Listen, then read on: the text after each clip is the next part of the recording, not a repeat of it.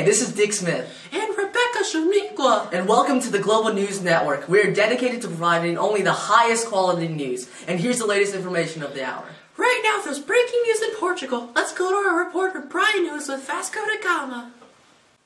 That's right, Rebecca. Today, Vasco da Gama just arrived home from India in his journey in 1498.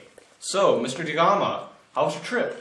Hello, Brian. My trip was a relief to all my fellow Portuguese, especially since Spain just discovered the New World. I had to turn back before in 1488, but this time my soldiers weren't as tired. That's great. Well, what did you discover, sir? Well, Brian, I discovered a lot of spices and a lot of Christians, even though some of my sailors told me they were Hindus. They laughed at our crude goods, so we had to give them silver instead. Well, thank you, Mr. da Gama. Pleasure meeting you. Back to you, Dick. Oh, I'm sorry. So, anyway, that was an interesting story by Vasco da Gama. Our next story features a man you might have heard of. That's right. He sailed the oceans both in Nina, Pinta, and Santa Maria. You guessed right. Here's Columbus. He's on his third journey to the New World. Brian's in the West Indies to interview him. Thanks, Dick. I'm here in Spain, the place with the nicest weather and some of the most famous explorers in the world. Our goal here in Spain was to find the person who discovered the New World. And by luck, we found him. Excuse me, sir. I'm here with Senor Columbus. Thank you for taking your time with me. Yeah, sure. So I hear you discovered a new world. Could you explain what this means, please? So basically, it all started when Queen Isabella granted me access to search for India. The long journey made my crew distrust me, and they planned a mutiny. But thank God, thank God that we found land before we got there. And I thought we were in India originally, but then some people told me that we weren't, and I still believe that we were in India.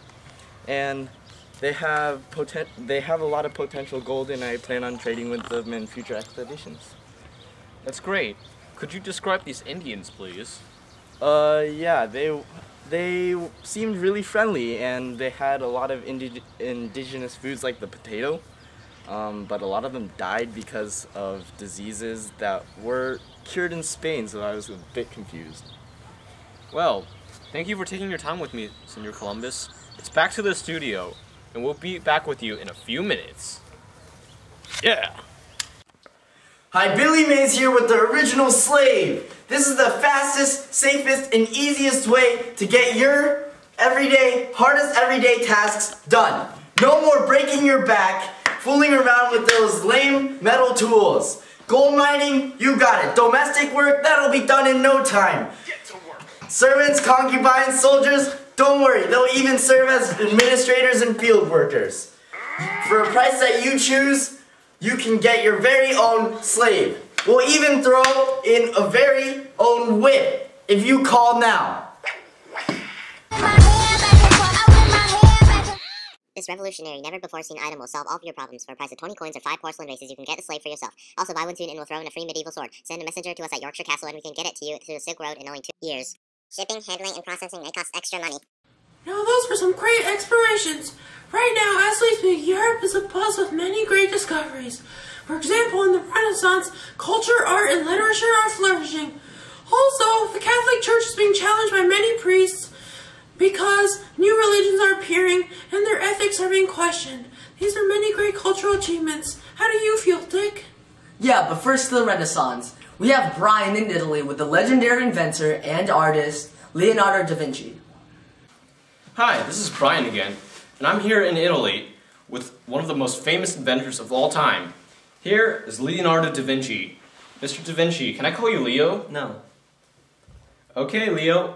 Well, can you explain humanism to us, please? Well, it's a doctrine that focused on humans as the center of everything. It emphasized personal achievement.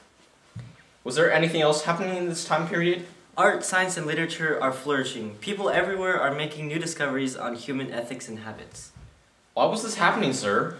Well, most likely because Italy was the center of competitive politics and urban economy. That's great. Thank you for your time, Mr. da Vinci. Back to you, Rebecca. He might just be the most interesting man in the world. lot of changes happening in Europe right now, but also in the Catholic Church, we're seeing new stuff happen. Dick? That's right, Rebecca. There's been much... What? Here's your water, sir. What is this? I ordered a coffee. Get out of... Anyway, there's been much religious upheaval these days in Rome. Tensions are high as the Protestants' Reformation and equally vigorous Catholic reform takes place. Let's go to the home of Henry VIII, where he's been being interviewed by Brian. Hi, this is Brian again, and I'm here in England. I'm about to have a personal audience with the King, King Henry VIII, and one of his wives. So, Henry, how are you doing? Good. Sit down, please. No problem. So I hear there's a Protestant Reformation going on. Is this true?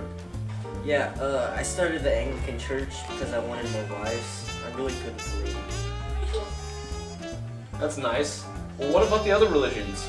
Well, this one guy, Martin Luther, he nailed accusations for the church for being corrupt. He said that the church was granting salvation for money. And this other guy, Jean Calvin, focused on predestination, and he started Calvinism. But the Catholic Church didn't like us, so the Catholic Reformation was led by the Jesuits, and they revived Catholic doctrine and attacked superstition. Well, thank you, Henry. It looks like I'm taking too much of your time with the ladies. I'm gonna go back to the studio. Go ahead. Bye. I'm a single lady. Now put your hands up in the club. Excuse me, folks, I'm sorry. Well, that was an interesting interview of King Henry VIII.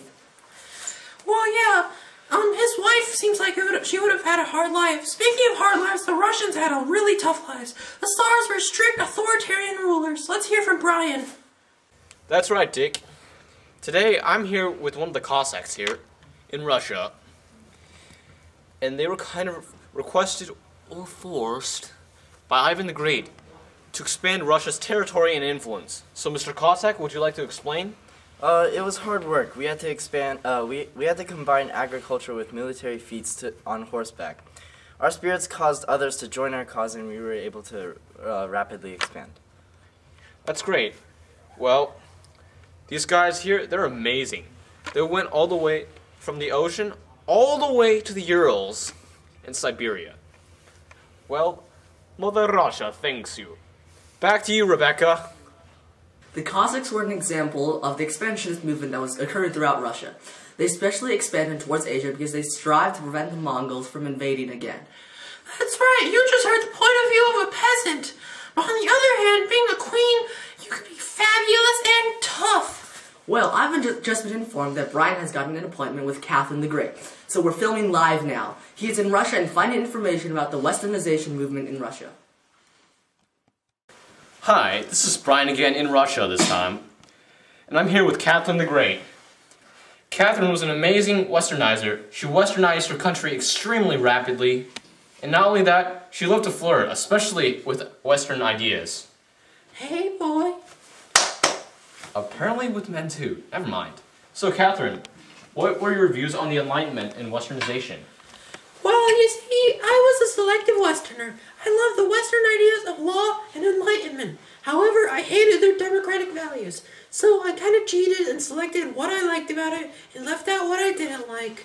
I built a strong centralized bureaucracy with the Tsar. You're such a bad person. I know, right? So anyway, I put down the Pugachev Rebellion and used it to expand our central government. You know what? You could have had a better functioning empire by easing up. Burn! How dare you? Well, it's back to you, Rebecca. That reporter Brian needs to watch his boundaries. So Russia is selectively westernizing under Catherine the Great. That's enough of the Western Hemisphere. Yeah, let's hear from the Americas. Right now they have an established hierarchy with the Indians and black Africans working at the bottom on plantations and mines for the Europeans. Let's hear from Brian, who's in America.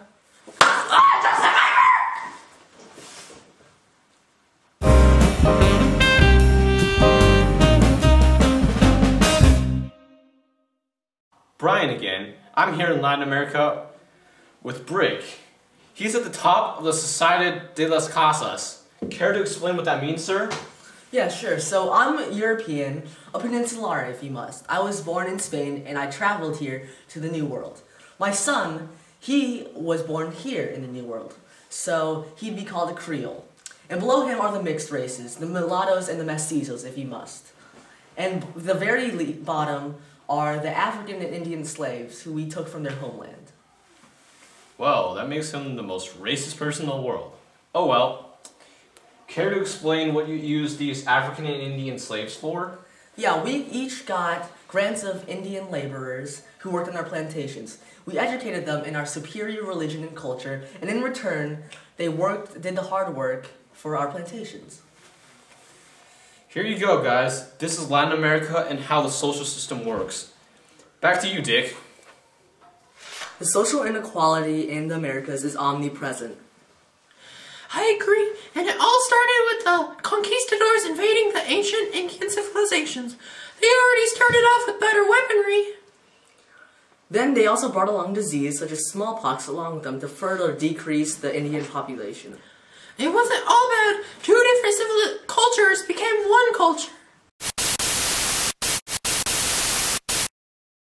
We're sorry. Due to unforeseen circumstances, Cortez and Pizarro cannot be reached because Cortez is assassinating Aztec Emperor Moctezuma II. Pizarro is conquering the Incan Empire. Thanks for standing by. Well, anyway, those conquerors had the advantage in conquering the civilizations of Indians because they had better weapons. Hey, get out of here! Ah! Up next, viewers, this is a sad story. Some may not be able to handle it. This is the chilling story of an African slave. Here's Brian. Brian again, and I'm here with a slave named Toby. Toby, could you tell us about the African slave trade, please? Yeah, the Portuguese first raided the coast for slaves like me, but then they found out that the trade was more profitable. I'm from the Ashanti, and my chief traded me for European goods like guns. Where were you sent to? I was sent to America. So you must have experienced the Middle Passage. Yeah, the Middle Passage was horrible. It was really cramped, and many of my African friends died from disease and overcrowding. Well, that must suck. What did you do in America? At first, I was sold to my master in Florida, separated from my family, and I worked on a sugar plantation where the raw products went to Europe. I became a practitioner of voodoo, which is a mix of African religion and Christianity. Thank you, Toby. Back to you, Rebecca. That was an American aspect of triangular trade, where you've heard about the Indians working on the sugar plantains and the Africans who were also used as well. The story was especially sad. They were treated like property in painstaking conditions. More than a quarter of the slaves died in the Middle Passage, and then they were sold to the highest bidder once they got to the Americas. I'm so sad for those slaves. So many slaves died. Do you know how many slaves died, Dick? Let's go to South Africa to see the Boers and the Zulus. Brian again, and I'm here in South Africa with Johans. He's a Boer or a Dutch farmer. So Johans, can you tell me about your interactions with the natives and the British? Yeah, well, first, the Dutch East India Company established a colony in South Africa and enslaved natives. Afterwards, farmers like me came and enslaved more natives for our farms. After all, they are the intruders, not us. Didn't you guys move northward? Yeah, we moved north in the Great Trek. But we didn't know the Zulus were waiting for us, trying to kill us. Later, in the Zulu Wars, Great Britain crushed all of them for us. That's horrible. How could you do something like this? We have chicken farms. Well, make me reconsider. Do you guys have sugar? Yeah. Okay, never mind. That's awesome. Back to you, Dick and Rebecca. South Africa's in a lot of turmoil right now, if you know what I mean. They have an Anglo-Zulu war. We're about to go to Brian, who's interviewing the leader of the Ottoman Empire. The Ottomans took over when they defeated the Mongols and the Byzantines. Here's Brian. Hi, this is Brian again, and I'm with Ahmed. He's an Ottoman Janissary.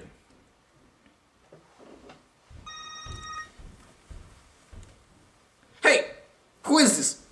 I'm in the middle of a newscast right now. Who will be calling me? Oh, sorry, Mom. I'll call you back later then. Anyways, I really love my mom. What about you? I don't have a mom. What? How can you not have a mom? Well, I was conscripted by the Ottomans as a young child, and my parents gave me away because they thought I'd have a better life. Well, what's happened since you joined the Ottomans? Well, since we controlled the artillery, we became politically influential. We also competed with the cavalry. Well then, who's the most powerful? Not even the Sultan, but the Vizier held the most power. Wow, hard life. Why did the Ottomans fall then? Well, the empire was too big for us to control, so our administrative system became ineffective. Okay, well thank you, Ahmed. I think I'd better go call my mom again. Oh, Mom. Sorry, I just got done with this newscast. Yeah. Back to you, Dick. Interestingly enough, the Janissary started as a small slave corps of boys trained to fight in the military. Later, they became the largest military force. Sorry. They became the largest fighting force and threat to the Ottoman Empire. Did you know that there were other Muslim empires, Dick? No, I didn't. Speaking of which, there was an impressive Indian empire during the 16th and 19th centuries. Let's learn more about them. Brian? Brian here, and I'm here with Admiral... Oh, my bad. King Akbar. So, he took the throne when he's only a young boy. Isn't that amazing? Stop it, you. Anyway, I hear you made a ton of different cultural achievements in your empire. Care to elaborate? Did they say that? Well, I guess I was the ruler of the classical Mughal Empire, and I did cooperate with Hindu princes and tried to make a religion out of Hinduism and Islam. Too bad it failed. Cultural men, eh? Yeah, my hobby is studying faiths and religions. Well, just a quick question. I'm a little bit curious. How many wives do you have? More than you have. Oh! Well, it looks like another hobby is collecting wives. Anyways, back to you, Dick. Wow, did you know that the Mughals were a minority Muslim group and a ruling majority of Hindus? Tough job. I know you're tough. I mean, ruling the Mughal dynasty. Anyway, there's another significant Muslim empire in Iran called the Safavids. Not a big news story, though. I received news from my director that Marco Polo is currently in Kublai Khan's palace in China. We gotta cover this important Yuan dynasty meeting with this Italian traveler. Let's go to Brian, who received special access to Kublai Khan's palace. Yeah, Rebecca, I'm here with Marco Polo. Thanks for agreeing to be interviewed. Of course. So I hear you traveled on the Silk Road. Yeah, I went to Mongolia and somehow ended up in China. The Mongols loved me and my goods, never before seeing an Italian trader. And of course, I brought back Chinese spices and silk. Wow, pretty fancy stuff. Bringing European culture to China and Mongolian culture back to Europe. Oh, that reminds me. Here's Kublai Khan and his wife Chabi. Greetings, traveler. I am the emperor of the Yuan dynasty. Hello, I'm Chabi. Some people may call me a dictator, a tyrant, but like my father and my grandfather, I believe myself as a spreader of culture, a peacekeeper in all of Asia. My wife Chabi fought for Mongolian women's rights and preceded the Confucian system. Well, I guess it depends on how you view the guy. In some places, he's an absolute tyrant. In other places, he's welcomed as a hero. Well, thanks, guys. Back to you, Dick. Hi there, the Asian trade network was extremely large. There was a wide abundance of valuable goods, so the Europeans tried and successfully penetrated the network. Thank you for that short synopsis, Dick. Now we have Ryan with the real Slim Jung-ho, and he's being interviewed right now. Hey, I didn't invite this man on my shit. Put that away. He's from the news. Oh, okay. Well, anyways, this is Brian, and I'm on Jung-ho's ship. This guy, he's amazing. He's been on over 5 voyages. He could have possibly sailed to the New World on the ocean blue. So, sir, how's your voyage? Oh, my voyage was very good. I saw many animals, and I even saw this very strange animal. It was gray, it was very big, it had the big ear, the long tusks. Crazy. Oh, you must mean the 大象 or the elephant. Yeah, it was bigger than any creature I've ever seen. Whoa, this boat's a little rocky. And anyways, how do you manage to keep this thing afloat? And plus, what do you build it out of? Oh, that one is so easy. I used the bamboo and I also used built no air rooms in the hull. This means that if one room flooded, then the rest of the room would keep me floating. It was so good. 你真是个很难的先生. Anyways, back to you, Dick. Thank you for watching Global News Network. I would ask you to watch again, but unfortunately we're getting canceled at the end of the week. I'm sorry. Rebecca, I've known you for a while. Yes, Dick. Will you marry me? Yes, Dick. Yes, I will marry you. Thank you so much. Congrats, guys. Thank you. Thank you so much. Thank you for watching Global News Network. This is Brian, Dragon, signing out. Peace! Yo! What's up?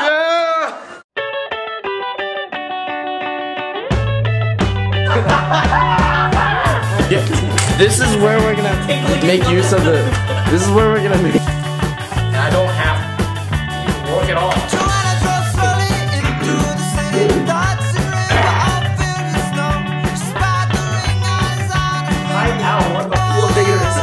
No dancing. No dancing. Yes, Holy crap! Hey guys, so here's weekly makeup tutorials part 2. Stop! Shut up.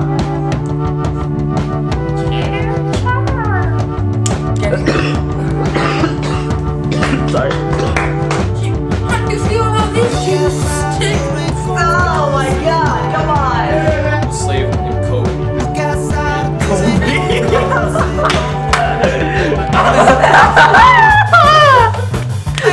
What was it? You use the woman voice. Ryan!